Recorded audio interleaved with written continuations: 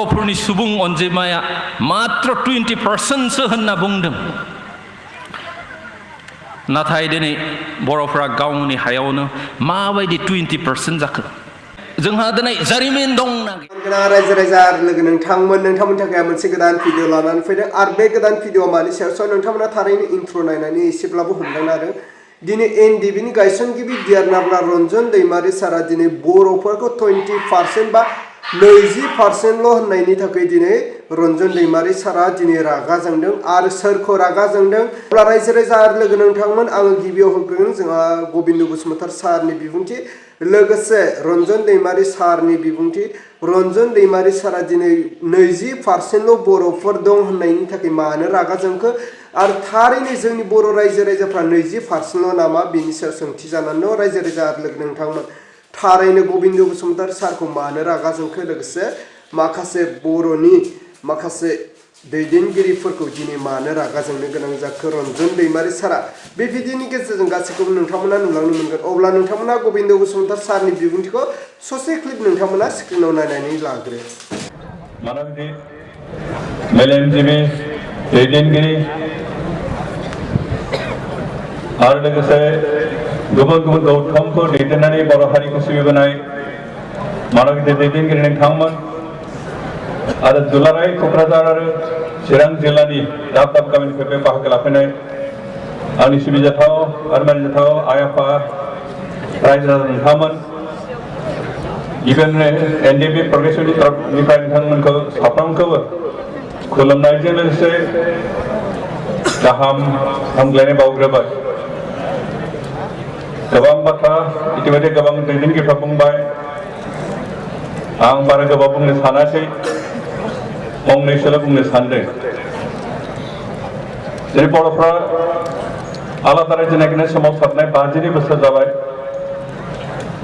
आरो 52 बोसोर जों गावनि थै जिउ बावसोमनानै जि मोनथाय जि गोहोखौ मोननो हास्थायबोदों बेखौ मोननो हायाखै आरो बेनिखायनो दासिमहालागै बर'फोरनि जि जांख्रिनाय बे जोबाखै।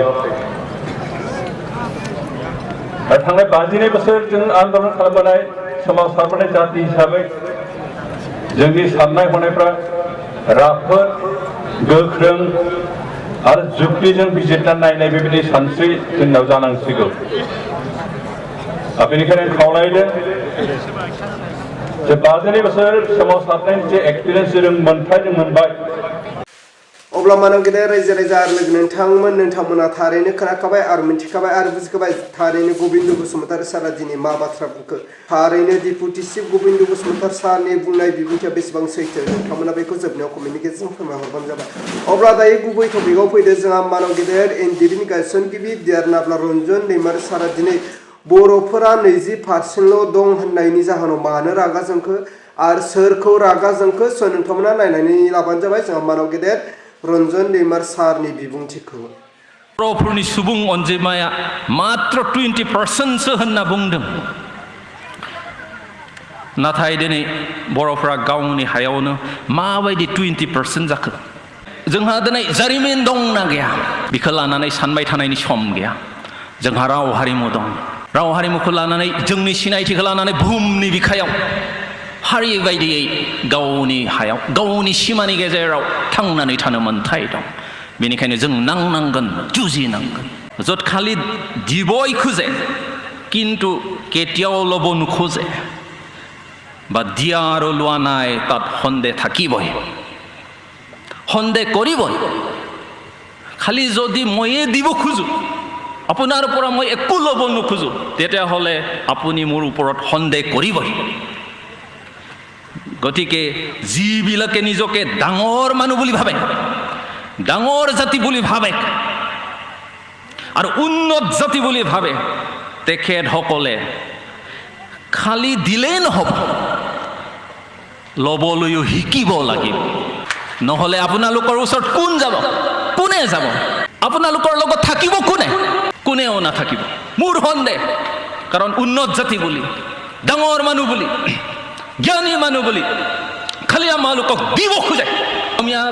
অসমীয়া ভাষা নক'লে আমাক অসমীয়া নহয় বুলি ক'ব।